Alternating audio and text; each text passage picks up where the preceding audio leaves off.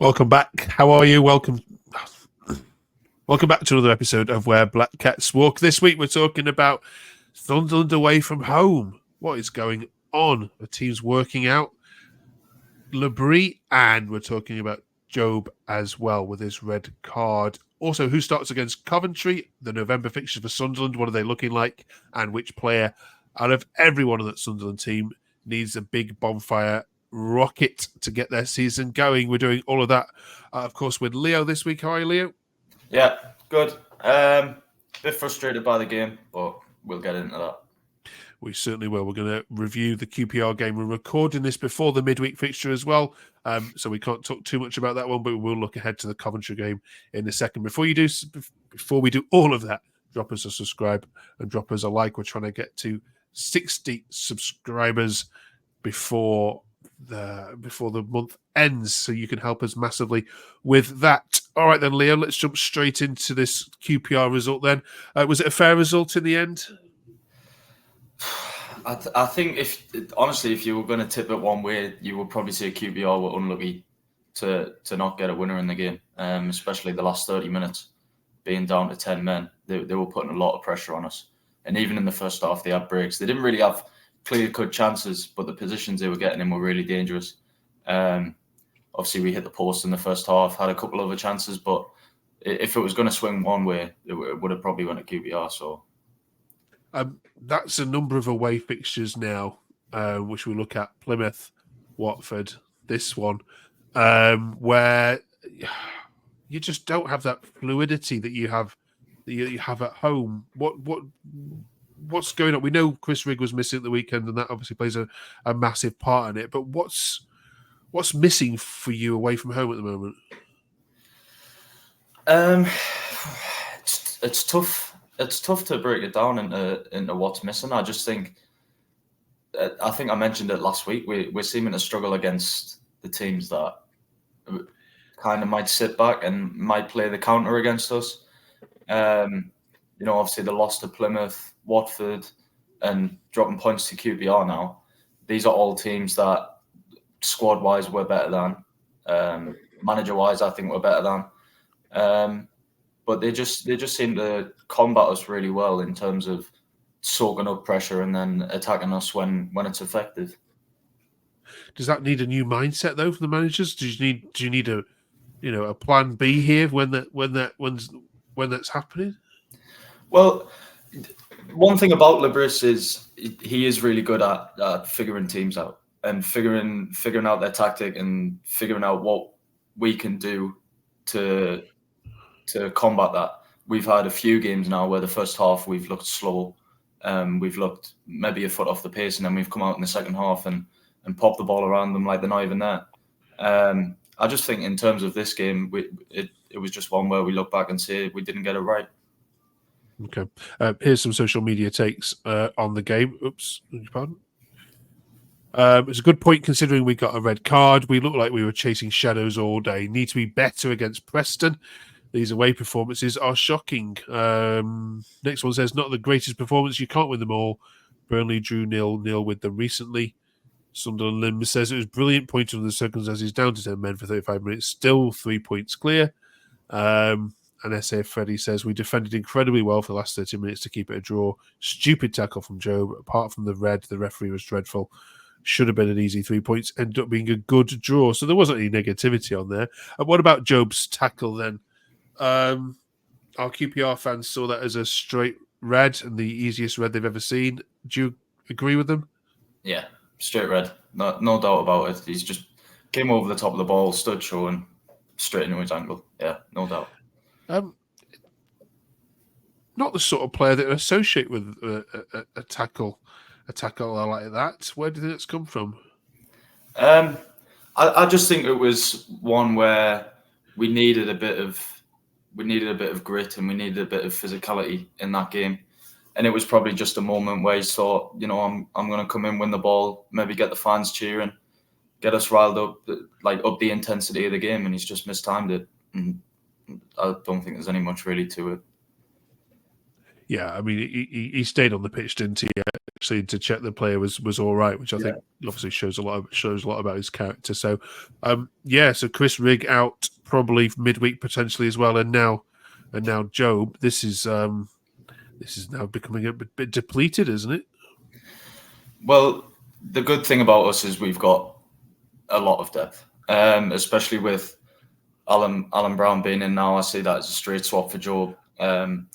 What he figures out in that 10 position is we'll find that out midweek, I guess. I don't know whether he might try and play Roberts through the middle, or he might try drop someone else in there. I know Milan Alexic is on the bench, young lad. He hasn't got a look in yet, so I don't really know whether he's going to trust him starting him or even bringing him on. So it's hard to predict what he's going to do. So I guess we'll just see on Wednesday. Okay. All right, then we'll leave QPR then to one side. Let's have a look at what the fixtures look like for Sunderland. It's still top of the table, we should say. Although Leeds have obviously closed the gap a little bit this weekend. Yes, so it's the Alan Brown derby then midweek. We're recording this before that Preston game. You've already been to Preston, haven't you, in the Cup this season and lost, but we can read nothing into that, I don't think, because that was definitely Sunderland's B team that turned up to Deepdale last time out. Then it's Coventry, a resurgent Coventry side, comes to the stadium before the international break. Millwall away, West Brom at home, and Sheffield United away. These are some big games, aren't they, Leo? Yeah, I look at especially those last two there.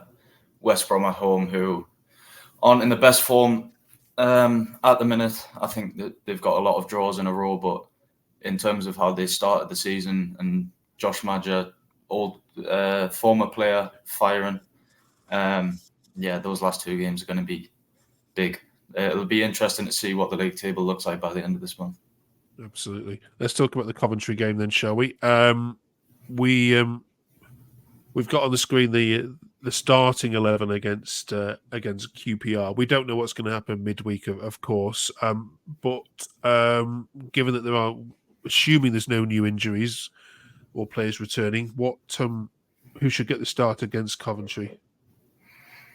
I think looking at that bench, obviously with Mayenda being back, he had a great start to the season, and we've got to fill a hole. And like I said before, I don't know who he's going to fill that hole with. He could maybe put Connolly in there, or he could maybe move Roberts in there, try out a winger. The name that jumps off that bench would be Mayenda. It's almost a shame the time he did get injured for him, because Isidore came in and was firing, so he hasn't been able to break back into the squad. So whether this is his chance, we'll find out. Okay. All right then. In terms of Coventry, you've had some decent results against them in the past. How do you see this one? How do you see this one going?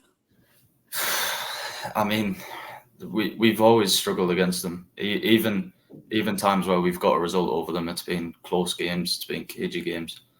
And the last time, I think last season when we played away, we lost 2-1. But that was the season before. Don't know what I'm talking about, but it's going to be a tough game. And obviously they've had nowhere near the start to the season that they wanted. But the squad they've got, Haji Wright and Ellis Sims up top. Haji Wright grabbing a goal on the weekend, seeming to start to get into some form. So it'll be interesting to see what they come up with on the weekend. It's going to be a close game. Yeah, they came and won 3-0 just before Christmas, wasn't it? Last season. They seem to have your number in recent years as well. You actually haven't beaten them since 2007, which is a bizarre statistic. I know you haven't played them every single year, but okay. Finally, then this week, of course, is Bonfire Night, so we are asking you and you watching, which one player needs the biggest rocket? Who's, amongst how good this season has been, who's the one player for you that just hasn't got all things firing yet? The one I'm going to say, it might surprise a few people, but I'm going to say Roberts, purely because on the ball, connecting the play, connecting the passes, taking people on, he's been absolutely brilliant this season. The one thing I just think he's missing is the numbers and the output. Because if he can start grabbing a goal here and there, I'm not asking him to be a Borja Signs and score every week, but if he can just pop up with a goal here and there, that would help us a lot. He had a good chance in the game, and if that goes in, we go 1-0 up, and we probably see out the game if he can get that down and just grab a few more goals. I would also say, Mayenda, just because, like I said, with the start to his season, but right now hasn't been able to break back into the team. If he can really make a statement and try and get back into this team, that will help us a lot as well. All right. Okay. Do you disagree with that or agree with that? Drop us a comment below. I'm sure people will be typing Roberts now, going, what's he talking about? Yeah. But I think so that people can agree with you. All right, just before we let you go, it is obviously the American election this week as well. And as you are in Florida, Leo, and when people ask how come it's daylight outside when we've got nighttime? How is election fever gripping you as a Sunderland fan abroad? Well, it's not really gripping me. I've got my roommates and my teammates who go and they're voting, they're watching all the videos, but I can never get behind it. I just, even when I am at home, in terms of all the elections and all the politics, I just sit here and I'm a bystander. Really. It seems, I mean, obviously it seems crazy from the rallies that we see on TV and the number of people that go to them, but okay, well, I'm glad you've not been swept away. Yeah. All right, cheers for that. Let us know then what you think will be the result of the Coventry game this weekend. Can Sunderland get their first victory over Coventry in nearly 20 years, or what do we know, 17 years, something like that. It's crazy. Thanks, Leo. We'll check you next week, and enjoy the football.